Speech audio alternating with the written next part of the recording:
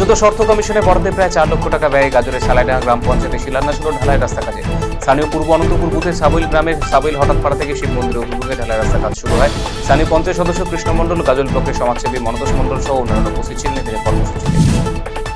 সরকারি সহায়ক মূল্যে ধান কেনা ক্ষেত্রে কৃষকদের কাছ থেকে নেওয়া হচ্ছে ধলতা, এমন অভিযোগ তুলে আন্দোলন নামল সারা ভারত কৃষক সভার দক্ষিণ দিনাজপুর জেলা কমিটি। বুধবার দুপুরে বালুঘাট কিষাণ মান্ডিতে ধলতা নেওয়া বন্ধ সহ মোট 3 দফা দাবিতে বিক্ষোভ প্রদর্শন করে সংগঠন সদস্যরা। তাদের দাবি, একজন কৃষকের থেকে সর্বাধিক 90 কুইন্টাল ধান সহায়ক মূল্যে নিতে হবে। শুধু দিন নয়, রাতেও খোলা রাখতে হবে কিষাণ মান্ডি। সরকারি জমি জবরদখল উচ্ছেদ করল প্রশাসন। জেলা জুড়ে জমি মাফিয়াদের দৌরাত্ম্য রুখতে কড়া পদক্ষেপ নিয়েছে মালদা জেলা প্রশাসন। এরই অঙ্গ হিসেবে ভূমি সংস্কার দপ্তরের আধিকারিকদের বুধবার মালদা ইংরেজবাজার কাজীগ্রাম গ্রাম পঞ্চায়েতের মোল্লাটোলা এলাকায় সরকারি জমি জবরদখল খালি করা হয়।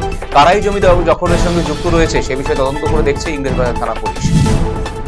লরির ধাক্কায় প্রাণ গেল সাইকেল আরোহী এক ব্যক্তির। বুধবার বিকেলে ঘটনাটি ঘটেছে রায়গঞ্জ শহরের কসবা মোড় এলাকায়। প্রত্যক্ষদর্শীরা জানিয়েছে, এক ব্যক্তি সাইকেল চেপে যাচ্ছিলেন, সেই সময় শিলিগুড়ি মোড়গামী একটি লরি সাইকেল আরোহীকে পিষে দেয়। ঘটনাস্থলে মৃত্যু হয় ওই ব্যক্তির।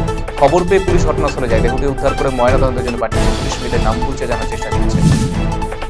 হেমতাবাদে মাটি মাফিয়াদের দৌরাত্ম্য বন্ধ করা, ভূমি দপ্তরের দালাল চক্র বন্ধ করা, সরকারি জমি জবরদখল বন্ধ করার পাশাপাশি দখল হওয়া জমি উদ্ধার করার দাবি সহ মোট 7 দফা দাবিতে হেমতাবাদে ভূমি দপ্তরের স্মারকলিপি জমা করল কংগ্রেস নেতৃত্ব। দুপুরে বিভিন্ন দাবিতে ভূমি দপ্তরের সামনে বিক্ষোভ দেখানোর পাশাপাশি দাবিপত্র জমা করা হয়। কংগ্রেসের হেমতাবাদ ব্লক কার্যকরী সভাপতি তাজিমুদ্দিন তালুকদার, ব্লক সভাপতি শামসুল হক সহ অন্যান্যরা উপস্থিত ছিলেন এদিনের কর্মসূচিতে।